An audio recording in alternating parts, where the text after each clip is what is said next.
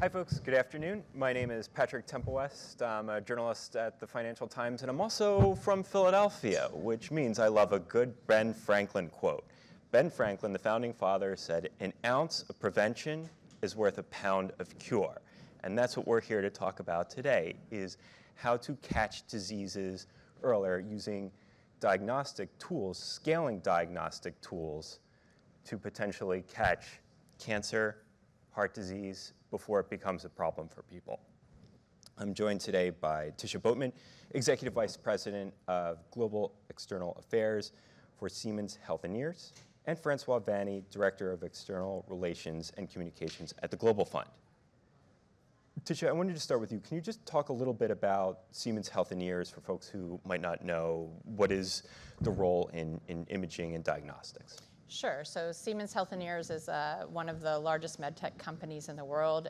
We do everything comprehensive, what you might think of in cancer care or hospital care. So everything from lab diagnostics, which I think from COVID we're very familiar with a lab test, through to imaging, which we're going to talk about today. So these are scanners. So when you think about, you might think about an ultrasound scan to see a baby, but there's all kinds of scanners that can look inside your brain, and that's what we call imaging. And we work across cancer and other diseases to help improve diagnostics for imaging. Thank you. Françoise, and the Global Fund, tell us a little bit about your role at the Global Fund, and for folks who might not know what it is. Absolutely, with pleasure. The Global Fund was created a little bit over 20 years ago to fight the deadliest infectious diseases, HIV, TB, and malaria. We've been doing that in over 120 countries, low and middle income countries, and we've been achieving great results thanks to our investments in diagnostics. And we believe that diagnostics are sometimes overlooked, and we've seen that in the context of the COVID-19 pandemic. And we absolutely need to invest more in diagnostics to be able to continue to save lives. So tell us a little bit about how you're thinking about imaging then. I mean, COVID you mentioned, we all know about taking COVID tests. But what role does imaging play in catching potential problems? So for us, as I said, first of all, we've been investing quite a lot in diagnostics over the past few years, and have accelerated those investments as a result of the learning, the lessons learned from the COVID-19 pandemic. So we invested since 2021 over $600 million in lab strengthening and diagnostic capacities across multiple countries. And imaging has been a growing part of that investment. Imaging really allows us to accelerate the diagnostic of the diseases. It's also a tool that enables us to reach the most vulnerable, the most remote area, and bring the diagnostic back sort of faster. It also allows us to accelerate the integration between the diagnostic of the HIV or TB disease that we fight with other diseases, and therefore to increase the effectiveness of our investments by making sure that we detect multiple diseases at the same time. And I can provide a number of examples, but imaging for us is an exciting journey, and we are grateful for the partnership with Siemens Healthineers in that sense, because that really allows us to go faster, to go better in diagnostic and picking up the disease as early as possible. People in the room might know that tuberculosis is highly contagious. And if it's not diagnosed on time, one person can pass it on to about 15 persons in just 1 year. So diagnostic it early, and therefore treating the patient early is critical to saving the person's life, but also to health security for the community and the wider community. Now, Tisha, is it communicable diseases like Françoise was talking about, are non-communicable diseases, right? Was I correct in like cancers and Absolutely. Heart disease? So when we think of COVID, that's people understand that's a communicable disease. Tuberculosis is a communicable disease. Imaging is used not only for those, but can be very useful in non-communicable diseases. So this year's high-level meeting at the General Assembly, the health focuses on non-communicable diseases. Non-communicable diseases are things like cancer, There are things like cardiovascular disease and stroke. And for all of those diseases, and cancer and cardiovascular disease, if you were not aware, are together the two #1 killers in the world, unfortunately, with over 70% of those deaths in low and middle income countries. So when you look at when we're working together in the Sustainable Development Goals to achieve universal health coverage by 2030. One of the things we will absolutely have to do is address non-communicable diseases where intervention is very often covered by government health systems. Usually the diagnosis and screening is not. And why is that critical? Because the earlier you catch these diseases, the much more clinically and economically viable they are to treat. So if you catch stage 4 cancer in late stages in the best, most well-resourced health system in the world, it's still going to be very, very difficult to have a positive outcome for that patient. We've improved, for instance, 5-year survival rates for breast cancer by over the last 30 years substantially around the world, particularly in high-income countries because of early diagnosis, right? Those same benefits have not yet translated to low and middle-income countries very often because of lack of early diagnostic, and a lot of that relies on having appropriate imaging, and that's why it's really great that this year at the WHA, the World Health Assembly, the WHO initiated the resolution on strengthening medical imaging and really, those different aspects to help us get to universal health coverage. Is it a budget problem for some of these low and middle income countries? It's a lot of things. It's absolutely a budget problem, right? This is an investment in very often a piece of capital equipment. Sometimes there's other disposable pieces to it, but when we're talking about imaging, it's a piece of capital equipment.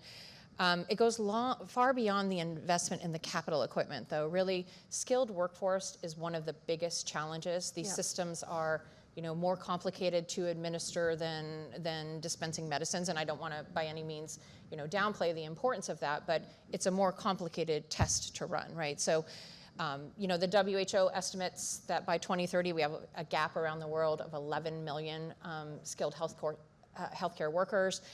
A big portion of that burden will be in low and middle income countries. So it's important when you're talking about imaging, and the resolution really focuses on this, that you invest in education, training and education of staff. You also really have to look at maintenance. These are very high-end computers, essentially, right? A scanner is a type of computer. It requires service and maintenance. So not only is it making sure that maintenance is available, but that you've trained locally to have that maintenance available. But the good news in all of this is all of that is investment in a community. So if you think about in high-income countries, we think about, well, just stay in the US because we're there. In a rural community, a hospital might be your biggest employer, right? And it's feeding a whole system in the economy of skilled jobs. And that's absolutely the opportunity we have as we continue to invest in imaging in these countries, is to build, with the education, build up communities, build up the local economy in addition to the health. Françoise, is that what you're seeing as well in terms of the Yes, investment and I would like to opportunity? bring perhaps to life a concrete example, Please. because obviously working in low and middle income countries, we need to make those technologies accessible to the remotest areas, as I was referring to earlier. So perhaps a good example would be our investment in portable X-ray to detect tuberculosis that we've been doing in a number of countries. Which has really allowed us to diagnose a large number of people at lower cost and also in a faster manner. So we've been invested $200 million across about 20 countries with high TB burden over the past few years. And just to give you an example of the impact that we are achieving through those investments through in X-ray imaging technologies. So Nigeria, for example, which is a high TB burden country, TB case detection rose by nearly 40% in just 1 year. This is quite extraordinary, because one of the problems with TB is that we call them missing people that have TB but don't know it. So diagnosing them is the first step to treating them. In Pakistan, with AI identified TB hotspots, also guiding mobile health camps have been better, more effective in diagnosing people. In the Philippines, which is part of the partnership with Siemens Healthineers, over 41,000 people were screened across 26 provinces, leading to over 1,000 new TB treatments initiated. So these are concrete examples. And if you allow another one, which we really like, in India, so India, right? Not a small country. Those portable chest X-rays have really allowed us not only to detect a number of people with TB, but also to advance integration and to actually identify and diagnose other diseases through the X-rays. So that really maximized the impact on the investment that is primarily from the Global Fund standpoint meant to fight TB, but at the same time, such investments have allowed us to identify things like other chest abnormalities.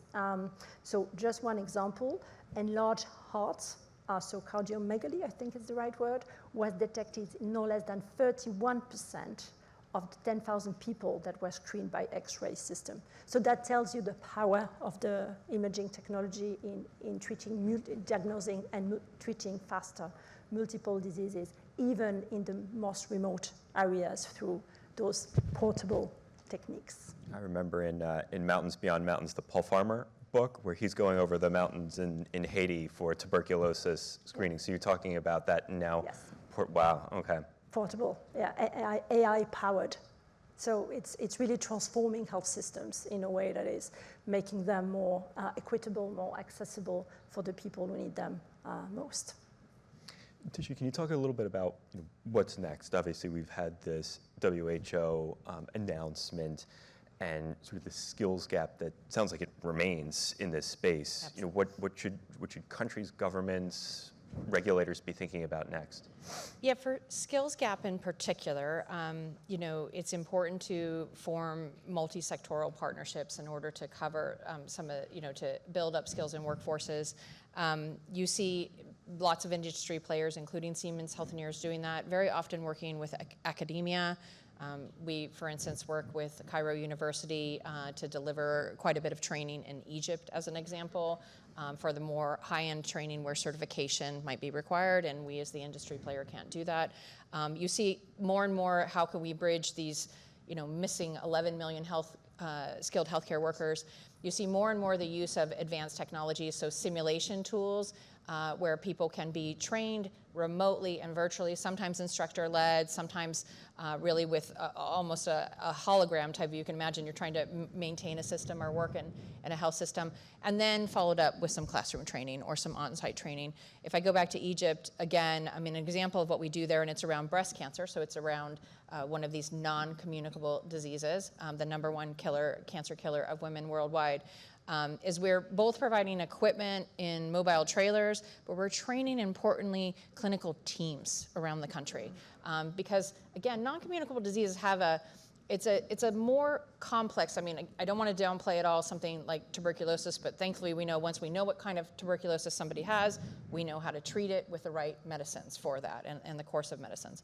Non-communicable diseases very often have a very complex path, right? So the earlier you identify the right treatment or what it is exactly you diagnose, then a person goes through many, many stages of the disease. So as a breast cancer survivor, I still get scans every 6 months because we need to check and make sure that that breast cancer has not reoccurred, right? So for both the diagnostic and then the effectiveness of the treatment and therapy, as well as follow-up and survivorship, imaging really plays a critical role. And this is, again, primarily in non-communicable diseases where this type of insight is necessary. So in terms of what's next, I think partnerships are absolutely key. And we talk a lot about partnerships, right? If you've been in New York for a minute, you've heard the word a few times. I think our partnership, as Françoise has mentioned, with the Global Fund is a great one because it's about using AI to scale up active case finding, as she mentioned, and vendor agnostic, right? It's really about the use of AI in X-ray. Another partnership that I want to go, and I'm just sticking with breast cancer for simplicity here, right? So we don't have to explain too many different diseases. But, we have a great partnership we've had for many years with City Cancer Challenge. This is a non-governmental organization that was spun out of the Union for International Cancer Control some years ago.